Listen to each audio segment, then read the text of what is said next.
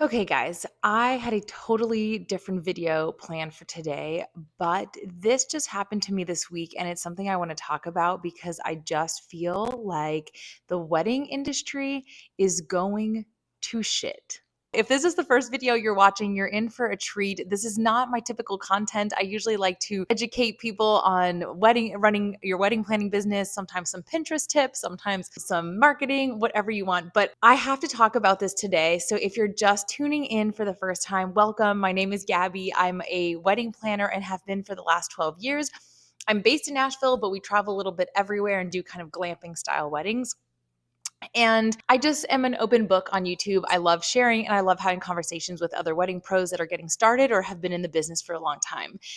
And this is something that happened to me this week that I did not expect at all. And when I posted about it on Instagram, the amount of responses I got in solidarity or people that had also gone through something similar with another vendor, it was shocking. I think my story had over 1,200 views. I must have received hundreds of messages. And I didn't think anything of it other than I was just kind of really upset about what happened with this vendor and sharing it randomly on stories. And I did not expect the amount of responses that you guys gave. And also the fact that it has happened to so many people was really disheartening. And it almost made me feel like, wow, is the wedding industry going down, spiraling? Are we no longer offering like good hospitality? Like, is this the decline of the wedding industry? So here's what happened. I booked a client in August 2024 for a wedding coming up in May 2025. It's going to be an amazing 3-day wedding out in the desert in Utah. Only 35 people, but a lot of really cool, like high touch points. Helicopter stuff happening. We're building a tent in the middle of someone's ranch. There's just like a lot of cool things happening. And I know how hard it can be to find vendors that are willing to do these types of weddings for the sake that it's really kind of in a remote area and can be really challenging to access, and you don't have a lot of resources like water, power, or anything like that. A lot of the times when I do weddings like this, I reach out to my network of vendors who I've used in the past that I know are capable of doing this. But in this case, we were looking for a caterer, or more specifically, a private chef that was able to do very specific menus. The groom loves to hunt, and so we kind of wanted to give them a really like game forward meal and French inspired. The one thing they told me is like they don't want to do Mexican because that's what they eat a lot of back home and they love it, but they want to do something different. And they're very adventurous when it comes to food. So we were like, okay, let's find this chef that is willing to work with game meat. And also, it's really important for me that as much as possible, we find local vendors that are working with local farms or local produce as much as possible. Luckily enough, the venue where we're hosting part of the wedding, so we're actually only doing like rehearsal dinner and welcome party at the venue, and then we're doing this ranch just 10 minutes up the road for the wedding day.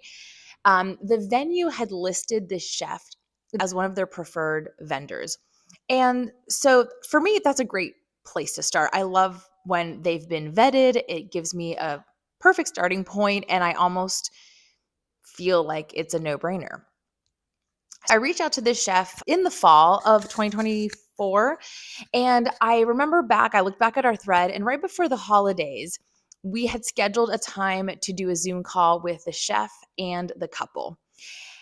And we do the Zoom call. We had a great conversation.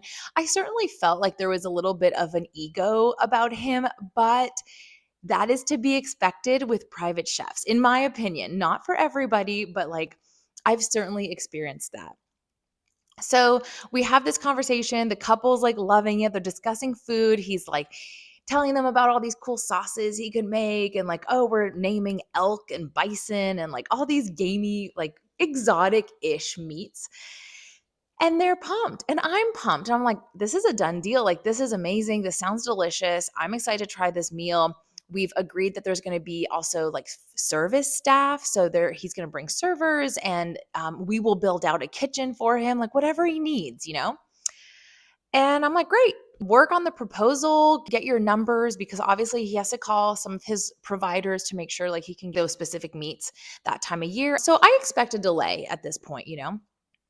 And so he goes and he eventually does come back. I don't know, maybe it was a week or two later. He comes back with a proposal and it's like, it's an Excel spreadsheet with, you know, 2 lines basically. I mean, I'm exaggerating, but it was not a lot. It was like very but I'm not, this is not the problem. This is not the problem. So there's like, okay, it's a basic Excel spreadsheet with a couple lines and then some prices, you know, some amounts. And there's a total. I present it to the client. We agree. We're like, we love it. This sounds perfect. We talk about the timeline a little bit to make sure that his staff knows when they start, kind of when they end, so that he can price that accordingly. And I'm like, great, we are ready for the contract. Please send on over. And I'm thinking, like, I'm in my planning portal on Notion, and I'm like, great, I'm going to mark this vendor as booked. It is a done deal. We're good to go. So a long time kind of goes by again, many weeks go by, I would say. I'm like, okay, I better check in. So I check in, and he does eventually send a contract. It's a one-page contract, very bare bones. And from experience, most vendors that I work with have anywhere from, you know, 3 to 18-page contracts. I mean, ours is easily 5, 6 pages. So I'm a little surprised, but then again, I'm like, okay, it's a small event. It clearly stated everything that we needed in there, but I almost, for his sake, I kind of felt like there's just not a lot for you to, if something happens, you might be liable for some stuff, given the sake that this contract is just so bare bones. So he sends it over, and I'm literally getting ready to send it to the client. And maybe I actually did. I have to look back, but I think I maybe even just forwarded it over to the client. And he replies immediately saying, cancel this contract. It is null and void. This contract is no longer, you know, available. And no other explanation. And I'm like, okay, no problem. Like, what's happening? What are we doing next? And he says, I want to bring it to my attorney to review. And I'm like, sure, valid. Like, I was just thinking to myself, this is a very short contract. That is a wise decision, my friend. And so the problem starts here. There is no mention of time of how long it is going to take to get a new contract. There is also no mention of, I'll check in with you as soon as it's done, or sorry for the delay about this, but consider us locked in, you know, on my word. I just need to get this in order. Like, that would have been totally fine. Nothing. It just says null and void, cannot have this contract, is going to my lawyer. Okay. At this point, weeks go by, and I'm talking 3+ weeks. And we're in February at this point, and I'm like, hello, hi. Like, did he take a little lookie? Because you could also buy a contract online. Might I give you my discount code from the legal page where I got my contract? Because she does it all for all wedding vendors, and it probably cheaper than having it go to your attorney. That's what I'm thinking. I didn't say this. Anyway, weeks go by, nothing. Doesn't answer my email. So I follow up again, and I'm like, hello, like, are you going to give me a sign of life or any type of communication? Like, what am I supposed to tell my clients? And I think in this email, I said that I'm feeling like the lack of communication is really concerning. And I don't accuse anybody yet. I'm just saying it's concerning, especially for my clients that are asking me, like, what's happening? Where is this contract? Nothing. So finally, I think I send a third email, and I'm like, what in the world is going on? And when can we expect to get this contract? And he says, and this is what I screenshotted and posted on Instagram. I'm going to try to add it up here. He says something along the lines of, I'm at a week retreat. I will not be able to get it to you this week or next. At this point, you should probably, I haven't even spoken to my attorney yet. At this point, you should move on and find a new caterer. When I say that I screamed, I was so mad, because I'm sure we were talking before December, but let's say we had this initial conversation with the client in December. My rooster is literally out to get me every damn time. Can you see him? There he is. Oh, he's so mean. Every time I'm on a look at him. God, always disrupting me.